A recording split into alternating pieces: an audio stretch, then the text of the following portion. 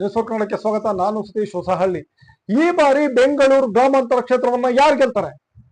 ಒಂದ್ ಕಡೆ ದೇವೇಗೌಡರಲ್ಲಿಯ doctor CN Manjunath ಸ್ಪರ್ಧೆಯನ್ನ ಮಾಡಿದ್ರೆ, ಮತ್ತೊಂದ್ ಕಡೆ ಉಪಮುಖ್ಯಮಂತ್ರಿ DK ಶಿವಕುಮಾರ್ ಅವರ ಸಹೋದರ DK ಸುರೇಶ್ ಅವರು ಸ್ಪರ್ಧೆಯನ್ನ ಮಾಡಿದ್ದಾರೆ. DK ಸುರೇಶ್ ಈ ಕ್ಷೇತ್ರಕ್ಕೆ, ಬೆಂಗಳೂರು ಗ್ರಾಮಾಂತರಕ್ಕೆ ಯಾವತ್ ಕಾಲಿಟ್ರೋ ಅಲ್ವತ್ತಿಂದ ಇವತ್ತಿನ ತನಕ ಸೋಲನ್ನ ಕಂಡಿಲ್ಲ. ಅದು ಮೋದಿಯಲ್ಲೇ ಇದ್ದಂತ ಸಂದರ್ಭದಲ್ಲೂ ಕೂಡ ಸುಲಭವಾಗಿ ಗೆದ್ದವರು ಅಂದ್ರೆ ಅದು DK ಶಿವಕುಮಾರ್. ಇಡೀ ಕರ್ನಾಟಕದಲ್ಲಿ ಒಬ್ಬನೇ ಒಬ್ಬ MP ಯನ್ನ ಗೆಲ್ಲಿಸ್ಕೊಳ್ಳಿಕ್ಕಾಗಲಿಲ್ಲ ಕಳೆದ ಬಾರಿ 2019ರಲ್ಲಿ. ಅಂತಹ ಮೋದಿಯಲ್ಲೇ ಒಳಗೂ ಕೂಡ DK ಸುರೇಶ್ ಸುಲಭವಾಗಿ ಗೆದ್ದಿದ್ರು.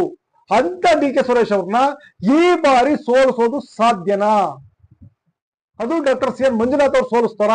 ಎಲ್ಲ ಮಾಹಿತಿಯನ್ನು ನಾನು ನಿಮಗೆ ಕೊಡ್ತಾ ಹೋಗ್ತಾರೆ. ಅದಕ್ಕೂ ಮೊದಲು ನೀವು ನಮ್ಮ ಚಾನಲ್ ಸಬ್ಸ್ಕ್ರೈಬ್ ಮಾಡಿಲ್ಲ ಅಂದ್ರೆ ಈಗಲೇ ಮಾಡ್ಕೊಳ್ಳಿ. ಪಕ್ಕದಲ್ಲಿರ್ತಕ್ಕಂಥ ಬೆಲ್ ಬಟನ್ ಕ್ಲಿಕ್ ಮಾಡಿದ್ರೆ ಎಲ್ಲ ಅಪ್ಡೇಟ್ಸ್ ನಿಮ್ಮನ್ನು ತಲುಪುತ್ತೆ.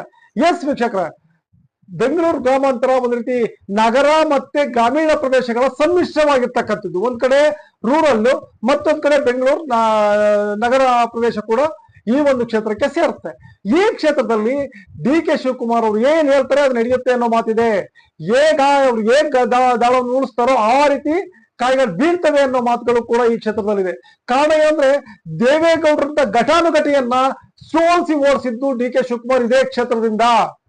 ಅಂತ DK ಶಿವಕುಮಾರ್ ಸೋದರ ಅವತ್ತದು ತೇಜಸ್ವಿನಿ ಶ್ರೀರಮೇಶ್ ಅವರು ಸ್ಪರ್ಧೆಯನ್ನ ಮಾಡಿದ್ರು ದೇವೇಗೌಡರ ವಿರುದ್ಧ. ಆಗಲೇ ಬಿಡ್ಲಿಲ್ಲ DK ಶಿವಕುಮಾರ್. ಈಗ ಬಿಡ್ತಾರಾ? ಇದು ಪ್ರಶ್ನೆ. ಅವತ್ತು ಅಂತ ಟೈಮಲ್ಲೇ DK ಶಿವಕುಮಾರ್ ಅವರು ತೇಜಸ್ವಿ ಅವರನ್ನ ಗೆಲ್ಲಿಸ್ಕೊಂಡು ಬಂದಿದ್ರು, ತೇಜಸ್ವಿ ಶ್ರೀರಮೇಶ್ ಅವರನ್ನ ಗೆಲ್ಲಿಸ್ಕೊಂಡು ಬಂದಿದ್ರು. ಇನ್ನು ಈಗ DK ಸುರೇಶ್ ಅವರ ಸ್ಪರ್ಧೆ ಆಗಿದೆ. ಈಗ ಏನೆಲ್ಲ ಮಾಡ್ಬೋದು ಅಂದ್ರೆ ಈಗ ನಿಮಗೆ ಗೊತ್ತಾಗ್ತದೆ. ಯಾಕೆಂದ್ರೆ ತೇಜಸ್ವಿನಿ ಭಾರತೀಯ ಜನತಾ ಪಕ್ಷದಲ್ಲಿದ್ದು ಬದಲಾದಂತೆ ಕಾಂಗ್ರೆಸ್ ಇಂದ ಗೆದ್ರು ಕೂಡ ಬದಲಾದ ಕಾಲಮಾನದಲ್ಲಿ ಬಿಜೆಪಿಯನ್ನ ಸೇರಿದ್ರು, MLC ಆಗಿದ್ರು. ಬಟ್ ಈಗ ಪುನಃ ಅವರನ್ನ ಕಾಂಗ್ರೆಸ್ಗೆ ಕರ್ಕ ಬಂದಿದ್ದಾರೆ. ವಾಪಸ್ ಅವ್ರನ್ನು ಕೂಡ ಕಾಂಗ್ರೆಸ್ಗೆ ಕರ್ಕ ಬಂದ್ರು. ಜೊತೆಗೆ ಪ್ರತಿದಿನ ಒಂದೊಂದು ಆಪರೇಷನ್ ಆಗ್ತಾ ಇದೆ. ಪ್ರತಿದಿನ ಒಬ್ಬೊಬ್ಬರು ಕರ್ಕ ಬರ್ತಿದ್ದಾರೆ. ಹೆಚ್ಚು ಕಮ್ಮಿ ನಾವು ನೋಡ್ಲಿಕ್ಕೆ ಹೋದ್ರೆ ರಾಮನಗರದಲ್ಲಿ JDS ಇಲ್ಲಿ ಕಣ್ಮರೆ ಆಗ್ತಾ ಇದೆ ಅನ್ಸುತ್ತೆ. ಆ ಮಟ್ಟಿಗಿನ JDS ನಾಯಕರುಗಳು ಕಾಂಗ್ರೆಸ್ ಅನ್ನ ಸೇರ್ಕೊಳ್ತಾ ಇದ್ದಾರೆ. ಚನ್ನಪಟ್ಟಣದಲ್ಲಿ 1 ವೀಕ್ ಬ್ಯಾಕ್, ಒಂದು ವಾರದ ಹಿಂದೆ ನಗರಸಭೆಯನ್ನೇ ಹಿಜಾಕ್ ಮಾಡಿದ್ರು. 9 ರಿಂದ 10 ಜನ ನಗರಸಭಾ ಸದಸ್ಯರು ಕಾಂಗ್ರೆಸ್ ಸೇರ್ಪಡೆಗೊಂಡ್ರು. ಒಂದು ನಗರಸಭೆ ಕಾಂಗ್ರೆಸ್ಗೆ ಬಂತು ಅಂದ್ರೆ ಏನಾಗೋದು ಯೋಚನೆ ಮಾಡಿ. ಯಾಕೆಂದ್ರೆ ವಿರೋಧ ಪಕ್ಷವಾಗಿದ್ದಂತ ಕಾಂಗ್ರೆಸ್ ಈಗ ಆಡಳಿತ ಪಕ್ಷವಾಗುತ್ತೆ ನಗರಸಭೆ ಕಾಂಗ್ರೆಸ್ ಕೈವಶ ಆಯ್ತು. 10 ಜನ JDS ನಗರಸಭಾ ಸದಸ್ಯರು ಕಾಂಗ್ರೆಸ್ ಸೇರ್ಕೊಂಡ್ರು. ಈಗ ನಿನ್ನೆ ನೋಡಿದ್ರೆ 300 ಜನ ನಾಯಕರು, JDS-ನ 300 ಜನ ಮುಖಂಡರು ಕಾಂಗ್ರೆಸ್ ಸೇರ್ಕೊಂಡ್ರು. ಚನ್ನಪಟ್ಟಣ ಭಾಗದ 300 ಜನ ಮುಖಂಡರುಗಳೇನಿದ್ರು ಅವರೆಲ್ಲರೂ ಕೂಡ ಕಾಂಗ್ರೆಸ್ ಸೇರ್ಕೊಂಡ್ರು. ಯಾಕೆಂತಂದ್ರೆ ಯಾವುದೇ ಚುನಾವಣೆಯನ್ನು ಗೆಲ್ಬೇಕಾದ್ರೆ ಕೇವಲ ಮಾತುಗಳು, ಕೇವಲ ನಾವೇನೋ ಮಾತಾಡ್ತಿದ್ದೇವೆ, ನಾವೇನೋ ಹೇಳ್ತಾ ಇದ್ದೇವೆ, ಜನ ಮರಳಾಗಿ ಓಟ್ ಹಾಕ್ಬಿಡ್ತಾರೆ, ಚಪ್ಪಾಳೆ ಹೊಡೆದವರೆಲ್ಲ ಓಟ್ ಹಾಕ್ತಾರೆ, ಸಿನ್ನೆ ಹೊಡೆದವರೆಲ್ಲ ಓಟ್ ಹಾಕ್ತಾರೆ, ಕಾರ್ಯಕ್ರಮಕ್ಕೆ ಬಂದು ಕೂತ್ಕೊಂಡವರೆಲ್ಲ ಓಟ್ ಹಾಕ್ತಾರೆ ಅನ್ನೋದು ಖಂಡಿತ ಸುಳ್ಳು. ಚುನಾವಣೆ ಗೆಲ್ಬೇಕಾದ್ರೆ ಸ್ಟ್ರಾಟಜಿನೇ ಮುಖ್ಯ. ಆ ಏರಿಯಾದಿರ್ತಕ್ಕಂಥ ಒಬ್ಬ ಮುಖಂಡ ಯಾರು ಓಟ್ ಹಾಕೋ ಅಥವಾ ಯಾರು ಸಂಪರ್ಕವನ್ನು ಇಟ್ಕೊಂಡಿರ್ತಕ್ಕಂಥ ಜನಸಂಪರ್ಕವನ್ನು ಇಟ್ಕೊಂಡಿರ್ತಾನೋ ಆ ಮುಖಂಡ ತುಂಬಾ ಇಂಪಾರ್ಟೆಂಟ್. ಅವನು ಮನಸ್ಸು ಮಾಡಿದ್ರೆ ಒಂದು ಹಳ್ಳಿಯನ್ನ ಬದಲಾಯಿಸ್ತಾನೆ. ಒಂದು ಹಳ್ಳಿಯನ್ನ ಬದಲಾಯಿಸಿ ಓಟ್ ಹಾಕುವಂತ ಚಾನ್ಸಸ್ ಇರುತ್ತೆ. ಅಂತ ಮುಖಂಡರನ್ನ DKಶಿ ಸುಲಭವಾಗಿ ಎತ್ತಾಕೆ ಬಂದು ಕಾಂಗ್ರೆಸ್ ಸೇರಿಸ್ಕೊತಾ ಇದ್ದಾರೆ. ಜೊತೆಗೆ ನಾವೇನಂದ್ರೆ, ಇಲ್ಲಿ ಕಾಂಗ್ರೆಸ್ ವೋಟ್ ಹೊಡಿತಾ ಇದ್ದಿದ್ದು JDS, ಆದ್ರೆ ಈ ಬಾರಿ ಅಲ್ಲಿ JDS ಇಲ್ಲ. ಬದಲಾಗಿ JDS BJP ಒಂದೇ ಆಗಿದ್ದಾವೆ. ಅದು ಕೂಡ ಇಲ್ಲಿ ಕಾಂಗ್ರೆಸ್ಗೆ ಪ್ಲಸ್ ಪಾಯಿಂಟ್. ಅಲ್ಪಸಂಖ್ಯಾತ ಮತಗಳು ಸಂಪೂರ್ಣವಾಗಿ ಬರ್ತವೆ, ದಲಿತ ಮತಗಳು ಬರ್ತವೆ. ಎಲ್ಲದರ ಜೊತೆಗೆ DK ಶಿವಕುಮಾರ್ ಹಿಡಿತದಲ್ಲಿರ್ತಕ್ಕಂಥ ಆ ಕ್ಷೇತ್ರದಲ್ಲಿ ಬಹುಪಾಲು DK ಶಿವಕುಮಾರ್ ಪರವಾಗಿ ವೋಟನ್ನ ಹಾಕ್ತಾರೆ. ಯಾಕೆಂದ್ರೆ ನಾನು ನೋಡ್ತೀನಿ, ಇಡೀ 2019 ಲೋಕಸಭಾ ಚುನಾವಣೆಯಲ್ಲಿ ಏನು ಮೋದಿ ಅಲೆ ಅಂತ ಇದ್ದಿತ್ತು, ಆ ಮಟ್ಟಿಗಿನ ಮೋದಿ ಅಲೆ ಈ ಬಾರಿ ಇಲ್ಲ. ಅಂತ ಮೋದಿ ಅಲೆ ಇದ್ದಾಗಲೇ DK ಸುರೇಶ್ ಅವರು ಸುಲಭವಾಗಿ ಗೆದ್ದೋಗಿದ್ರು. ಈ ಬಾರಿ CN ಮಂಜುನಾಥ್ ಠೇವಣಿ ತಗೊಳ್ಳೋದು ಕಷ್ಟ ಅಂತ ಹೇಳ್ತಾ ಇದೆ ಸಮೀಕ್ಷೆ. ಎಸ್ ರೈಟ್, ಖಂಡಿತವಾಗಲು ಮಂಜುನಾಥ್ ಅವರು ಠೇವಣಿ ತಗೊಳ್ಳೋದು ಕಷ್ಟ ಆಗುತ್ತಿದೆ. ಆದ್ರೆ ಏನು JDS ಮುಖಂಡರೆಲ್ಲ ವಾಪಸ್ ಇಲ್ಲಿ ಬರ್ತಾ ಇದ್ದಾರೆ, ಹಾಗೆ ಬಂದ್ರೆ ನಿಜವಾಗ್ಲೂ ಠೇವಣಿ ತಗೊಳ್ಳೋದು ಕಷ್ಟ. ಜೊತೆಯಲ್ಲೇ ನಿಂತಿದ್ದಾರೆ, ಅವ್ರ ಜೊತೆಯಲ್ಲೇ ಇದ್ದಾರೆ